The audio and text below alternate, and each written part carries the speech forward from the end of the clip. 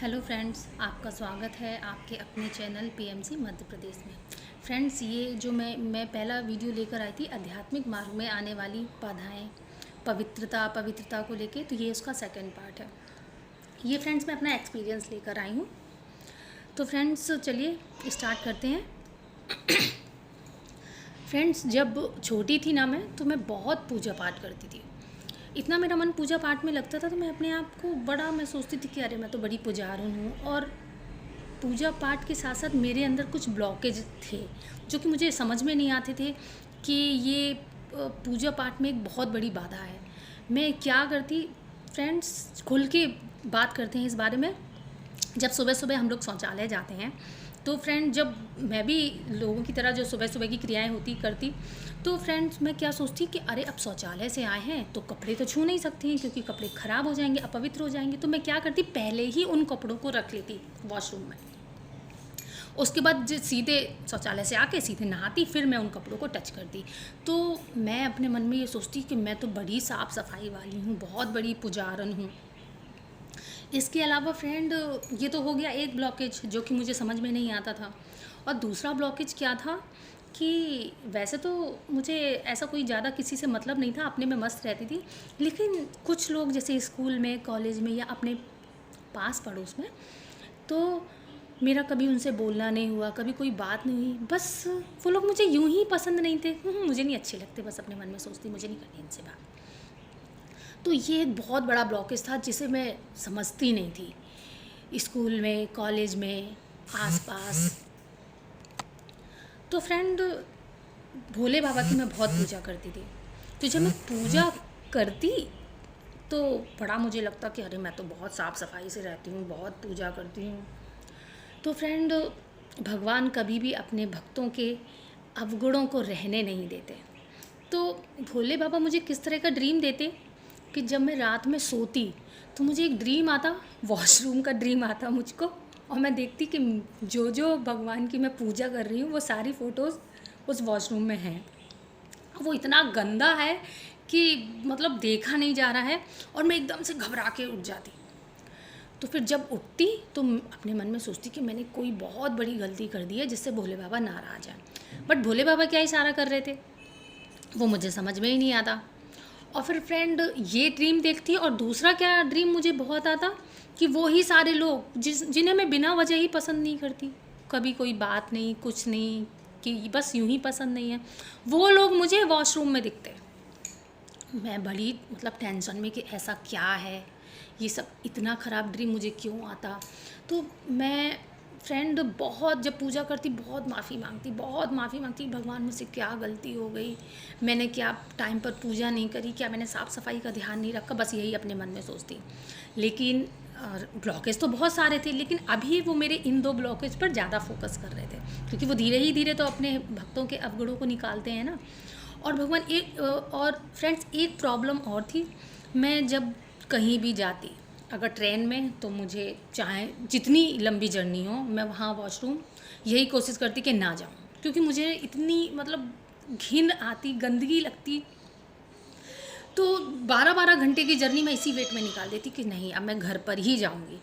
उसके बाद फ्रेंड मुझे समझ में ही नहीं आता कि ये एक ब्लॉकेज है। तो जब ये ड्रीम मुझे इस तरह का आता तो मैं इतना डरती, बहुत माफ़ी मांगती, लेकिन ड्रीम आना बंद नहीं होता। तो मैंने क्या किया, मैंने डर कर भोलेनाथ की पूजा करना ही बंद कर दिया। क्योंकि मैं सोचने लगी कि कोई गलती कर रही हूँ जो समझ नहीं पा रही हूँ, और बाबा गुस्सा हो रहे हैं, इस तरह से दिख रहे हैं। तो मैं डर की वजह से टोटली भोलेनाथ की पूजा मैंने करना बंद कर दिया। और मैं इतना डरने लगी भोलेनाथ से, इतना डरने लगी कि पता नहीं मैं इनके सामने जाऊँ, मैंने क्या कर दिया, क्यों उन्होंने मुझे इस तरह के सपने दिए, क्यों मैंने पूजा पाठ करना बंद कर दिया डर की वजह से। लेकिन फिर भी उस टाइम पर मुझे ये बिल्कुल समझ में नहीं आया कि आखिर इसकी वजह क्या है। फिर धीरे धीरे फिर मैंने क्या किया, भोलेनाथ से तो डरने लगी, अब मैंने साईनाथ को पकड़ा। हाँ कि चलो सब साईनाथ का व्रत करते हैं, सब कर रहे हैं तो मैं भी करती हूँ। तो मैंने साईनाथ की पूजा स्टार्ट करी, और मैं साईनाथ से बहुत अच्छे से कनेक्ट हो गई, इतने अच्छे से कनेक्ट हो गई कि वो मुझे मेरी हर बात का रिप्लाई देते। जैसे मेरे मन में जो सवाल चलता, हालांकि उन्होंने मुझे इस बात का रिप्लाई उस टाइम पर नहीं दिया कि मुझे भोलेनाथ की पूजा मैं करती तो मुझे इस तरह के ड्रीम क्यों आते। लेकिन हाँ, फिर भी जैसे मेरे लिए क्या सही है क्या गलत है, तो वो मुझे सारी चीज़ें कहीं ना कहीं इशारा करते। लेकिन मैं ये नहीं जानती कि ये सब क्या है, बस सोचती पता नहीं, बस यूं ही बस चल रहा है कि ये मतलब अब जाके समझ में आया कि वो कनेक्टिविटी थी जिसे मैं समझती नहीं थी। और वो कनेक्टिविटी अच्छे से मुझे समझ में इसलिए नहीं आ रही थी क्योंकि मेरे अंदर ब्लॉकेज थे जो कि वो उनको रिमूव करने थे। इसके बाद फ्रेंड काफ़ी मैं साईनाथ की पूजा की, काफ़ी रिप्लाईज़ मिले। एक मैं एक्सपीरियंस बताती हूँ कि मैं बीएड करना चाह रही थी, तो मैंने साईनाथ से प्रेयर की कि मैं बीएड करना चाहती हूँ और तैयारी कर रही हूँ, मुझे सफलता मिले। तो फ्रेंड्स मुझे ड्रीम में आकर साईनाथ ने बोला कि नहीं, तुम बीएड मत करो, बीएड करने से तुम्हारी कोई जॉब लगने वाली नहीं है। तो फ्रेंड्स उसी टाइम मैंने बीएड का अपने दिमाग से निकाल दिया। काफ़ी टाइम होता गया, काफ़ी वो मुझे मेरी जर्नी में हेल्प करते रहे, सही गलत बताते रहे। लेकिन अभी वो ब्लॉकेज रिमूव नहीं हुए थे जो मुझे वो ड्रीम आया करता था जब मैं भोले बाबा की पूजा करती थी। हाँ, वो ड्रीम मुझे अब भी आता था लेकिन वो बहुत कम हो गया था, क्योंकि देवों के देव तो महादेव हैं ना, वो तो पूरी जो देवता हैं उनके भी वो देव हैं, है ना। तो उसके बाद फ्रेंड निकला टाइम, धीरे धीरे बड़ी हुई, मेरी शादी हुई। तो शादी के बाद फ्रेंड क्या हुआ मेरी बेटी हुई। तो मेरी बेटी जब थोड़ी सी बड़ी हो गई तो अब देखिए, अब वो ब्लॉकेज रिमूव होने का टाइम आ गया था।